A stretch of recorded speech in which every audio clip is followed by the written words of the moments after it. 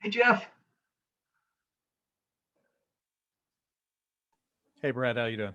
Good, good. Thanks for doing this today. Sure, absolutely. This actually works out well. I got my second COVID shot yesterday, and having a few side effects today. I've heard that more than once. I've heard that folks are having problems with that. Yeah, the my first one, it felt like I had COVID all over again. And Great. the good news is this isn't as severe, but it's still kind of throws you for a loop.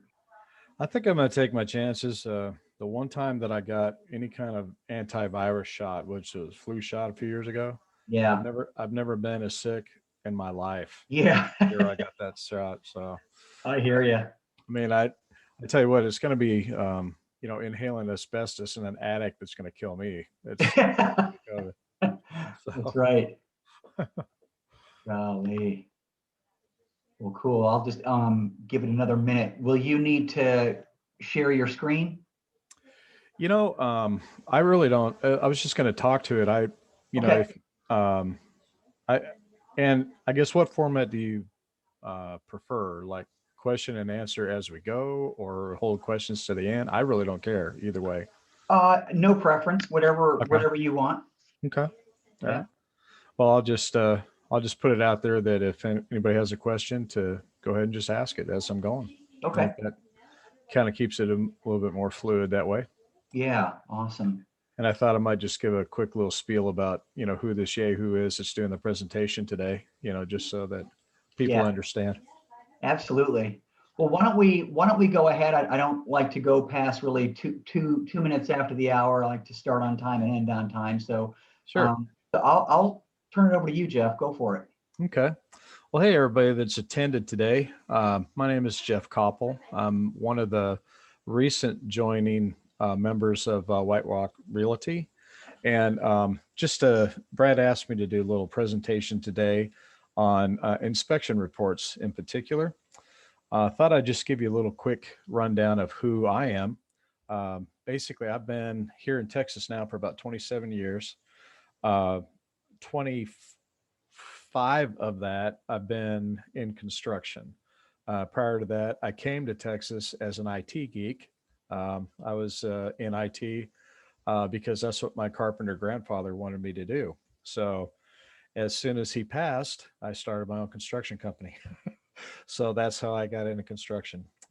Recently, back in January, I decided it was probably time for me to get my realtor's license. So I took the month of January off basically and took all the classes and then tested in February and got my license. Um, but yeah, like I said, me and Brad have kind of discussed some of my construction background, and he asked if I would do, a presentation or two. So I thought I'd start off today by talking about inspection reports because I know that's something that comes up quite a bit. I currently do a lot of this for my broker wife, Julia. I do pretty much review most of her inspection reports and come up with repair numbers for her so she can use that in negotiation with the seller or buyer. Um, so, quite a bit of experience in those areas. But okay, so I want to just title this presentation today as inspection reports, how to read them and how to interpret them. Um, and I've got an outline here, but if anybody has any questions as we're going, feel free to ask. Go ahead and interrupt me and ask them. But I just want to start off by basically, describing the inspector. Inspectors are different skill levels, of course, depending on how long they've been doing it and, how long, what kind of background they have. Generally, the guys that have been in construction are the better ones, but, there's some really good ones out there. And pretty much the rule book that they all operate by is whatever the current international building code is. So I think we're into 2020 international building codes now. So that's basically the code book that they're going to use. Um, and an inspector will, regardless of the age of the property, they'll always compare it to the current code. So a lot of times you'll get an inspection report that has a whole bunch of stuff called out because it's an older property. And, just keep in mind that a lot of that stuff is grandfathered in. It's not necessarily a safety concern, but it's just, as built back when the thing was built, and, it wasn't compliant with current code. And I always say when you're looking at an inspection report, sometimes you might see an inspector's prior construction knowledge bias come out in the report. Like he might be overly focused on roofing or foundation conditions. I would say just kind of treat that with a grain of salt, because he might feel more comfortable pointing those things out, but again, he might be making a mountain out of a molehill just because he's familiar with certain areas of construction over others. But um, when I go through an inspection report, I always try to find the red flag or large ticket items. I mean, that's really what we're concerned about. Whether you're representing the seller or the buyer. I mean, those are concerns to you.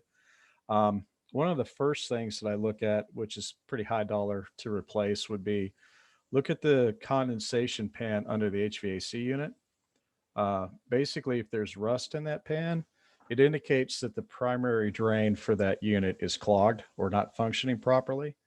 I don't know if you've ever seen like a drain pipe for an AC that's out, say, in the soffit of a house, and you might have like a rust line running down the house. Just FYI, no liquid should ever flow out of that pipe. It's an emergency overflow pipe. So if you've got a rust stain going down the side of the house, that indicates that the primary drain, the one that leads into the plumbing of the house, is clogged. And in Texas, with the dirt we have and the mud daubers and everything, not uncommon for a primary drain to clog up. So, and I always check the age of the unit, the age of the HVAC unit. If it's older than, I'll say 6 or 7 years, it's probably going to be the really expensive R22 coolant. And that's pretty much, if those systems go bad now, you're pretty much replacing the system. So another thing to look at is on the heater side of things, is it gas or electric? Generally, a gas appliance is going to last a little bit longer, but electric is going to be less expensive to replace if you have to. And if it is a gas unit, the main thing that you want to inspect is the vent stack basically connected. A lot of times when they come in and they put a new roof on a house, a lot of municipalities now are requiring an inspection. And the reason that they require it is because a lot of times when the roofer's up there putting on a new roof, he'll disconnect that vent in order to put the new roofing down and then not reconnect it. So there's a possibility you can get, carbon monoxide in the house, which is bad. So, any questions so far? Anything? Okay. I did not expect you to say the drip pan for AC when you were teeing up the most expensive things to replace. I assume you mean the AC in general, not the pan, because the pan's probably $10. Yeah, it's the AC in general. Yeah. It's just if you've got a lot of rust in the pan, then that indicates that you might have a little bit more extensive problem, which would require replacement of not only the pan but also the system. So, And then an HVAC company can what they say, blow out the lines, right? Yeah. They can in essence pump air through those PVC pipes and unclog it. Yeah, most HVAC techs will carry little CO2 cartridges, like a old air rifle cartridge. And what they'll do is just cut that main drain and basically shoot a blast of air through there, and it normally cleans it out. So, and quite honestly, a lot of times if you live in a rural area, it's a good idea to just kind of get on an annual maintenance program to do that. Same type of deal with water heater. If you look at your water heater and you have basically rust anywhere around that thing, again, the vent stack, if it's a gas water heater, just make sure that the vent stack is properly connected, after a roofing job. On On my outline, the next probably most expensive item would be like non-working appliances. And this is kind of an interesting area because depending on the age of the house, if they installed, say, GFI plugs for the dishwasher and or the food disposal, because the dishwasher and the food disposal have a motor in it, as they start to age, that motor will arc and it'll trip the GFI plug. So a lot of times you may think that the dishwasher or food disposal isn't working, but it's just the GFI plug that's been tripped. So, and if you look at if you talk to electricians, that's one source of argument that they have with the International Building Code. They're trying to get it changed so that anything that has a motor in it doesn't have to have a GFI plug behind it because, like I said, as the motor ages, it will arc and it'll trip that GFI breaker every time. So, funny story, when we were doing real estate investing, me and my wife actually bought a house one time that had a jacuzzi tub. Owner said it never worked the whole time they owned the house, so they knocked a couple thousand off the price. It was a GFI plug. So as a consequence, we had a brand new pump in that jacuzzi tub that had never operated since the house was built. So anyway, that's just, a tiny minor that looks like a major thing. But another area of concern I always have is if you've got clogged drains in more than one location around the house, that might indicate some more serious issues than just, say, hair in a sink drain. It might actually be a mainline break or clog or roots in the pipe, that kind of thing. It tends to be a little bit expensive. And then the next thing on my list I always look for is, plumbing supply lines and or drain lines leaking underneath the sink. And, it sounds like kind of a tiny minor, but it can do a lot of collateral damage. Rot out the bottom of the cabinet, rot out flooring around the cabinets, that kind of thing. So it can add up pretty quick. And a roof is a thing that will be called out quite a bit on an inspection report. And a lot of times, if the roof is in pretty bad shape, what I like to do if I'm representing a buyer is ask the seller for a clue report. And basically, a clue report will tell you if there's been any outstanding claims that have been issued against that house. And it'll basically tell you, okay, where they issued money and then didn't fix the roof, which happens sometimes.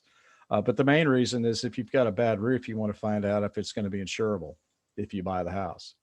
So, just kind of align yourself with a trusted roof contractor. I've got several guys that I work with that, in fact, one of them is an insurance adjuster. So, she'll go out and she'll take a look at a roof and give me an honest opinion of whether or not it can be, insured. And say, you find out that the house does indeed have a bad roof. The seller doesn't have any money to pay for replacing it, but say the damage may be storm related. What we used to do several times when I was doing investing is we would have the seller basically open a claim and then assign the benefits to your buyer. So in other words, they can open the claim, but then assign that claim to your buyer, and your buyer can then replace the roof after they move in or after they purchase it. So, that's an option that would be open if your seller doesn't have money to replace a roof that is storm damaged. Now, if it's just a roof that's worn out, then chances are insurance is not going to cover that for just normal wear and tear on a roof.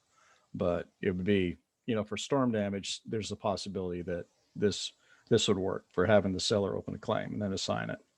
Hey, Jeff, Yeah. how easy is that to do? Because I've run into an issue personally when I represented a seller where that exact thing happened. The roof needed to be replaced.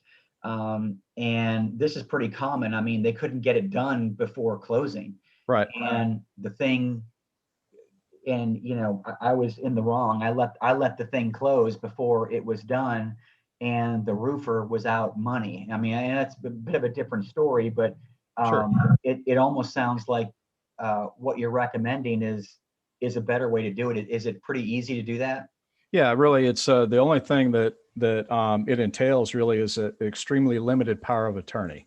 So in other words, when they assign you the benefits, you basically just have them sign a limited power of attorney for you to only sign for that insurance claim. Very specific. I mean, you word it very specifically, so it's for 123 Main Street insurance claim through State Farm or whoever. I mean, it's a very specific, doesn't tie the seller up to anything other than just that claim.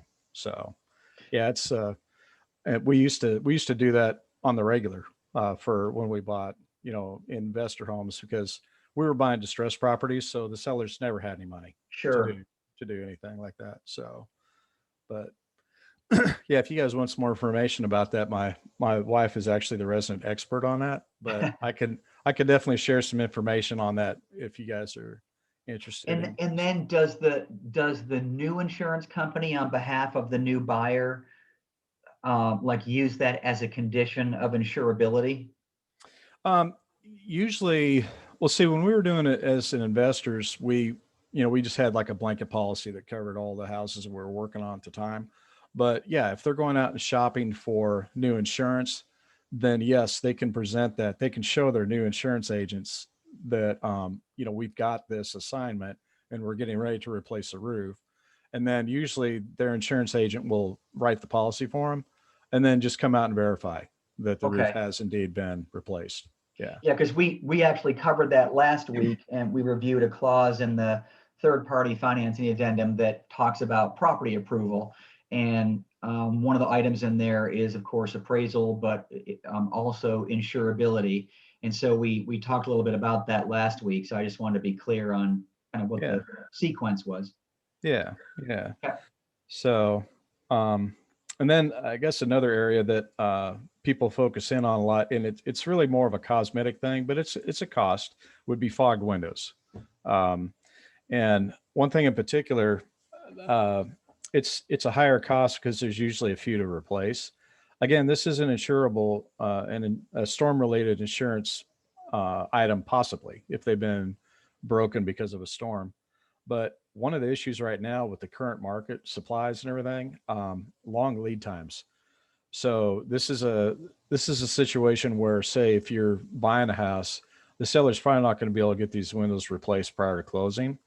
So again, this might be a situation where you have an item on the closing statement that you're paying the window contractor directly after it comes in. So basically, you can have the seller just cut a check directly to the contractor's eventually going to replace the windows for you after you move in. Uh, a lot of the things are, because of the supply chain right now, a lot of things can't get done before the new buyer takes possession. So come up with a few creative ways to make sure that things get taken care of after closing.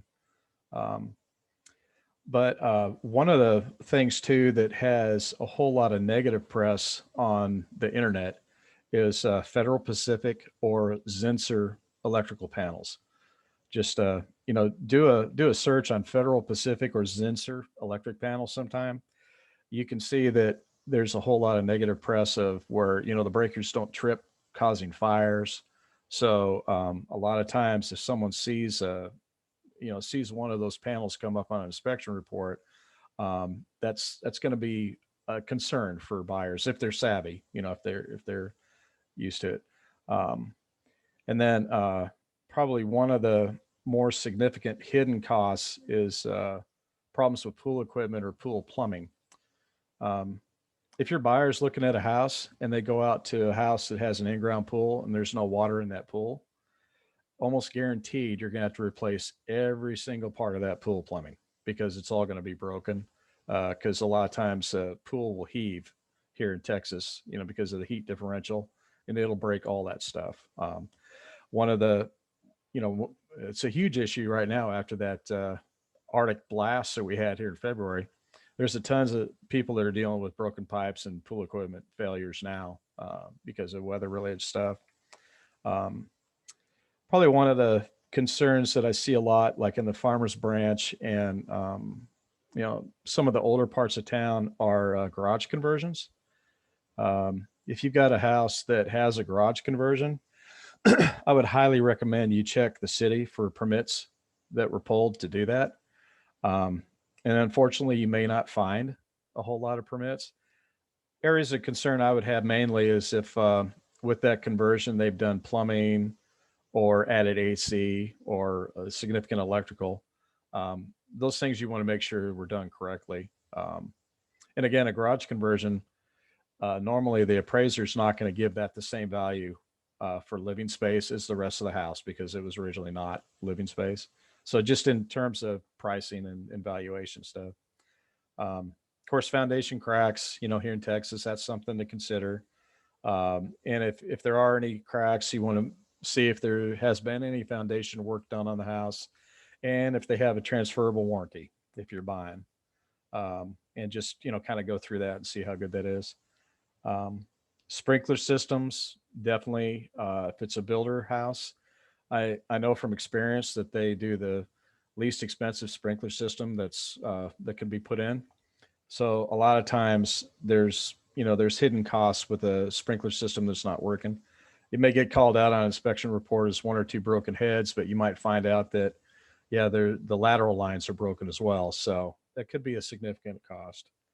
Um, and then probably the last major red flag I would look at for the large ticket items are what I refer to as obvious homeowner improvements. In other words, changes to the house that don't match existing architecture or clearly the quality of the work isn't up to the rest of the house. Those things tend to kind of raise a red flag for me. um, and then in addition to I guess the large ticket items, there's a bunch of small ones that pop up. And you know one of the leading ones you're probably going to see is the lack of GFI plugs in wet areas. um, Even if your house only has two wires, in other words, it's an older house, doesn't have a three-wire system, you can add GFI plugs to bathrooms, kitchens, pretty much any wet area that you want to. Um, the plugs themselves are, you know, 10 or 15 bucks. The electrician might charge you 50 bucks a piece to install them. I mean, it's not a huge expense. Um, Lack of smoke detectors, that's going to get called out if the house doesn't have any smoke detectors. Most municipalities will allow you to install just battery operated ones. Um, you don't have to go through the expense to do like a hardwired smoke detector that goes all the way back to the panel. You can just do battery operated ones. Um, Overgrown shrubs. I mean, that's a fairly inexpensive deal. Landscapers are pretty inexpensive for trimming that stuff back. Um, you might ask, why do you want to trim back bushes or trees from around your house? The main reason is if your bushes are right up next to the house, that's a super highway for termites and carpenter ants and all that to come into the house. If your trees are too close, larger tree, you got to consider a tree's root system is normally about 1.5 times the size of the crown of the tree. So if you've got a tree that's pretty close to your house, its roots are going to be underneath the house and eventually will cause some kind of foundation movement if it's, a big enough tree. So that's one reason to, kind of cut that stuff back. Um, Another thing that's going to get called out that's relatively inexpensive is the lack of backflow exterior faucets. And again, that's a current code thing. Um, so if you've got an older house that say is built up to even 1981 or so, it may not have the backflow exterior faucets. Um, that's a grandfathered item. You don't necessarily have to replace them unless they're leaking. So that's not a huge concern. Um, Leaves in the gutters is usually get called out, and that's pretty much hiring a handyman, get up on a ladder and scoop the leaves out. That's not a huge deal. Um, and the missing door weather stripping, I see that a lot on inspection reports. You can go to Home Depot and buy that weather stripping stuff that slides into the channel of the door. That's pretty easy to replace. Um, I know one thing that a lot of people really get nervous about is when they see, double tap neutrals, grounds, or hot wires in the same, in the breaker panel. Again, that's a fairly easy correction to make. you know, even for a licensed electrician, you're probably not talking more than $100 to come out and correct those situations. Um, I always see too, oversized breaker for your outside AC unit. Talking to several licensed HVAC guys, normally they'll run a little bit bigger breaker than the unit outside calls for because of line loss between the breaker panel and where the unit actually is. So if you've got a 50-foot run from the main panel to your outside unit, there's going to be a little bit of a loss due to just travel across the electrical line. So that's why in the panel, you might see something like your outside unit might be rated for, a 30 amp breaker. Well, that's what it needs to run. But their startup, when it starts up, it uses a little bit more voltage. And if you're a long ways away from the main panel, if you start off at say 50 amps at your breaker, you might only have 40 by the time you get to your unit. So that's why a lot of times you'll see an oversized breaker. And like I said, it'll get called out in an inspection report, but it's not necessarily an issue. And electrical panel cover screws missing. This is a cosmetic thing here. I mean, this is just, it's not, the panel's not going to fall off unless it only has one screw holding it on. But for some reason, you see that a lot where there's screws that are missing from the panel. And, who knows? It might have been built that way, from the get-go. But any questions so far? Anything I've covered, or because I'm getting ready to get into how you price some of this stuff. Just a real quick note about your comment about foundation. So just as a reminder, foundation companies are not licensed or regulated. And so the transferable warranty is only as good as the company's solvency. So they could be here today and not tomorrow. And then secondarily, that warranty is only on the work that's done. So if 10 piers were put in underneath the home, that doesn't mean that another part of the home isn't going to be affected. Well, right. If that's the case, then the foundation warranty doesn't apply because it only applies to the work that was done. Right. And another thing too is like if it does have a transferable warranty, and you say the foundation work was done 2 owners ago, was there a transfer of that warranty in between? Because that's another loophole that if that original warranty wasn't transferred to subsequent buyers, then that original work is not covered at all. So some of the better foundation companies, there is a state fund that they all contribute to, and for the life of me I can't remember it right now, but the better companies will actually be members of that fund. So that kind of protects the homeowner if the business goes out of business, the foundation company goes out of business. But yeah, for right now, I can't think of the name of the fund, but yeah, that's foundation. I know is a big concern here. I think it's kind of, people get overly nervous about it here in Texas. I don't really see the volume of foundation damage that a lot of people think there is here.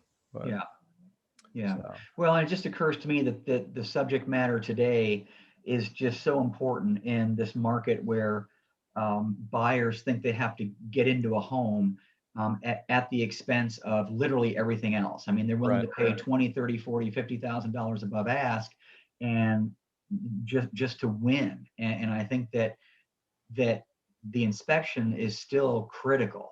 If I mean, I've mentioned before, I don't advocate paying more for something than it's worth. And so at the very least, you should make sure that the place is sound and there aren't any underlying issues that might come up later. So, as agents, we can take that to heart and just use that as a point to counsel folks that, look, slow down.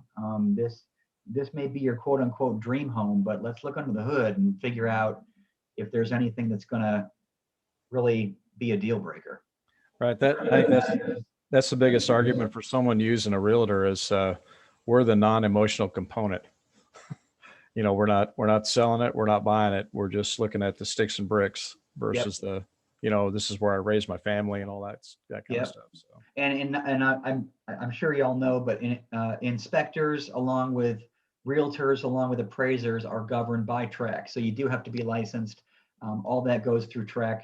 And so, take that for what it's worth. yeah. Okay, so now that we know we've got some issues with this house, how do we price it? Now, I can give you some general guidelines of how to price things.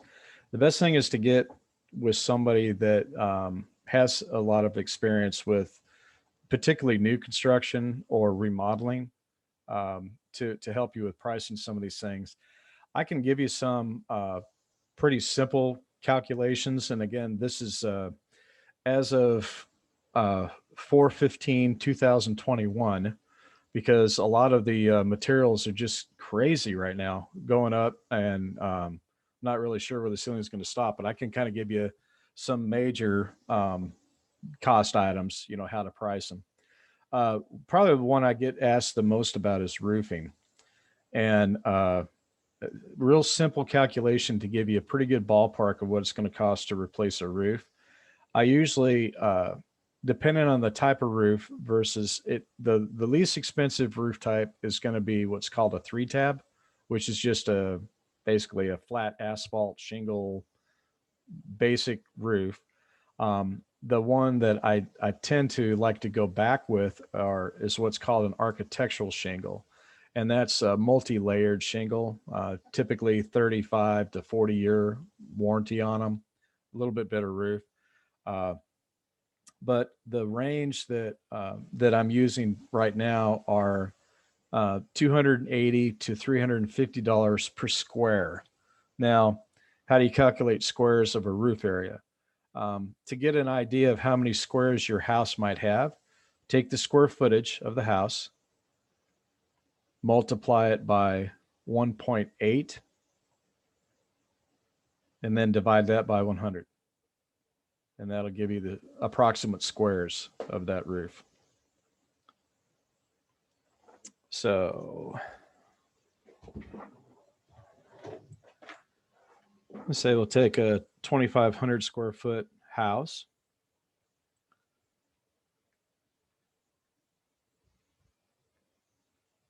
So basically a 2,500 square foot under roof house would be about 45 squares of roofing material.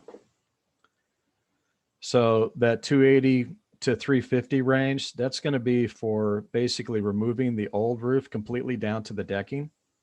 It should also include some amount of decking replacement if there's rotted areas on the decking. And then that would be going back with a synthetic felt, which is better than just regular tar paper felt. Synthetic is quite a bit better product now. One other thing I would also consider if you're replacing a roof is go ahead and do the gutters too. Gutters for a 5-inch gutter, they're about $7 a linear foot installed. So, that's not a huge expense to do. To do a whole house, whole 1-story house, you're talking maybe $1,500 to do gutters. And again, if it's a storm related replacement, if they have a 1% deductible, there's a pretty good chance you're going to get those replaced as part of the claim. So that's usually included in replacement of roof. Another big item is water heater replacement. You see that quite a bit. For electric water heaters, for replacement by a licensed plumber, they're going to range anywhere from say $850 for a 6-year warranty water heater to about $1,100 for a 12-year warranty water heater. Just a little information. Typically, gas water heaters last twice as long as electric, and the reason for that is because there's no electrolysis that goes on with our hard water here in Texas in a gas heater. Gas basically just has a boiler underneath that heats the water, whereas electric has electronic elements that are in the tank. So that electrolysis, it picks it up basically from the iron-rich water or hard or calcium-rich water that we have here in Texas, and it basically causes corrosion a lot quicker on a gas water heater. That's why they typically now I know that a lot of water heaters that are sold here in Texas have a fiberglass lining on the inside in an attempt to slow down some of the electrolysis. But again, a gas water heater that may be warranted for 6 years. I've got one in my house right now, a propane gas water heater that had a 6-year warranty. We've had it now for over 12 years. And now that I've said that, it'll go out tomorrow. But, um, and in terms of appliances, say if they go through your checklist and say your range isn't working, electric range normally starts at like 650, and that would be installed here in Texas. A lot of, like, if you buy a range through Home Depot or Lowe's, it's actually going to be delivered to your property by a company called Electrolux. Basically, Electrolux provides all the brands from Samsung, LG, GE, whoever. They're just a big warehousing company in Dallas that is actually ends up doing the delivery, and they'll do the install for you as well. A gas range is going to be 850 plus, and again, that would be installed. An over the range microwave would be, starting at 250, and then, if you want to do convection or whatever, then it's going to be more expensive. Dishwasher is going to be about 450 installed. Garbage disposal is going to be about 250 installed for like a 3rd horsepower garbage disposal, and that'd be installed by a plumber. You could actually find a handyman to install for less than that. That's not really a have to plumbing issue, but or have to licensed plumber deal. But if you want to, that's about what it would be. Broken or fogged windows. Normally, regardless of the size of the window, I normally figure 250 per pane. So if you look at a window, it's got like an upper pane and a lower pane. Basically, it'd be 250 for each part of that window installed. And the electrical panel replacement, like where I was talking about the Federal Pacific or Zinsser panel replacement, those normally run 250 or 2,500 plus. And what you get for that is basically a whole new panel. And then they verify all the circuitry that's going out of the panel. So you get all new breakers and everything. A lot of that is the labor time, because you're basically taking, 20 plus runs in the house and you're reconnecting them all to a new service. So then some of the smaller ticket items, they're actually quite. Some of them are just going to be amount per item. Say, like a GFI plug, a licensed electrician is going to charge you $75 to $125 per plug to replace them. And the $75 will be like sole proprietor type licensed electrician. The 125 is going to be a Milestone Electric type of guy. The battery operated smoke detectors and other commodity items like that. Normally how those are priced is, you take the cost of the item, and then labor cost is about 1.5 times the cost of the item. So say if you've got a $30 smoke detector that you're installing, or CO detector, they're going to charge you like, say, $45 to install that $30. So the total would be $75 to install that. There's going to be a lot of stuff that's done around your house that a handyman can quote you an hourly rate. And I would highly suggest anything that you're going to have a handyman do, have him give you a quote, not an estimate, and basically a quote with a maximum amount that you can pay. And I would expect, for a good rate for a handyman with a 2-man crew is about $30 an hour. So it's not really that expensive to, have a handyman come and do stuff at your house. Now, of course, there's going to be tons of other stuff in a house that you're just going to have to look at on a basis by basis, just to figure out how much it would cost to fix or repair. But these are just kind of general rule, general guidelines to operate by. There was one other major area too I was going to mention too, and now I'm kind of, oh, okay, like garage door opener. If you want to replace a garage door opener, garage door opener is going to be about $450 for a whole new one. You know, basically the whole thing. Garage doors for 16-foot wide garage door, which would be the door itself and all the rails and everything that it rolls on, is going to be $1,200 to $1,400, depending on the door that you pick.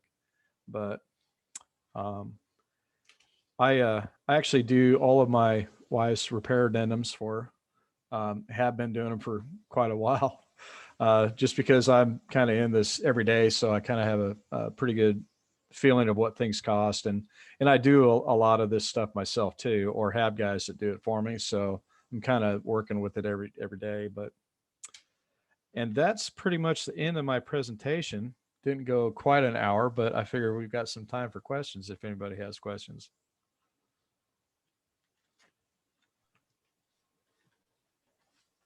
Anybody have any questions or any situations that they might want to answer to right now? Well, just a quick comment that I don't think people realize how expensive windows are. And you know, a lot of times in real estate, there's nothing that can't be solved without just writing a check, just throwing money at it. And that applies for a lot of stuff. And so, you know, what buyers will do sometimes is just say, you know, look, I'll just have my own folks do this and just take X amount of money off of the price. But windows are very, very common to come up on an inspection report. There's usually at least one that is that's fogged up, and they are difficult to replace. And the one thing I'll say about handymen, so just be mindful that anything that needs to be repaired that falls under the heading of an industry that's licensed has to be a licensed person. So electrician, plumber, you know, you can't really have a handyman do that stuff. However, the other stuff, yes. And if any of you have called handymen to do certain things, what you'll typically find is that you either can never get a hold of them or they don't call you back. And that's because they're usually a one-man show and they have more work than they can handle. And so when you find one that is reliable and can call you back, and a lot of times that's maybe a husband and wife team where the husband is the handyman and the wife is the one setting the appointments, since there's always someone there answering the phone. That's a sign of you know, a process that's dialed down. And so I say that for a couple of reasons. One is just the reliability piece, but second is that I've mentioned before is that you can get a hold of a vendor partner like that is reliable and impress upon them that, you know, look, if you're reliable and responsive, I have a ton of work for you. I'm a realtor. I do this all day, every day. They're going to reciprocate with referrals as well, because their whole profession is to be in people's homes all day long. So, but you know, take it from me, based on experience, you gotta sift through a lot of them before you find one that is reliable. Yeah. Another real easy way to recognize whether you've got a licensed guy coming out or not, like in particular the HVAC guys, the electricians, and the plumbers have to have their license number displayed on their truck. So in other words, if you ever see an AC guy come up to your house, he'll have a tackle number usually on the front fender of his truck, and that'll be his Texas AC license number. The TECL or TECL will be like an electrician's, and then plumber will usually have like an M, which is the master plumber's license. And you can always go to TDLR and check the status of those guys, because they may have a license number on their truck, but they may not be in good standing with TDLR. You know, there may be a lot of complaints or whatever. So that's one way to check up on them.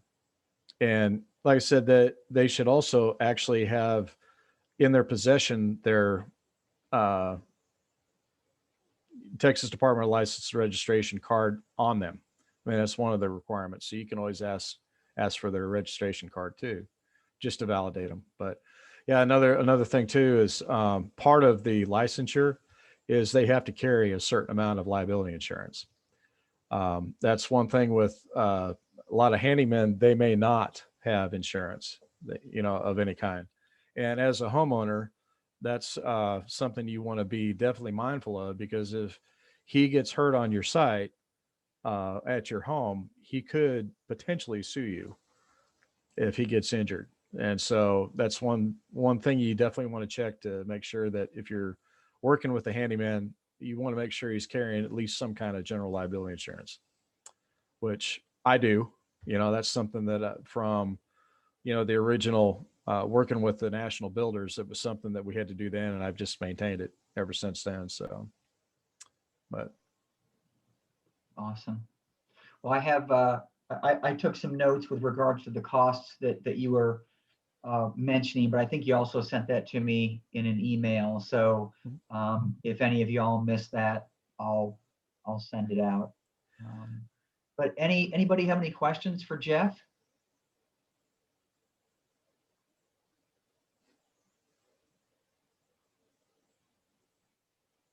No? All right. Jeff, any parting words?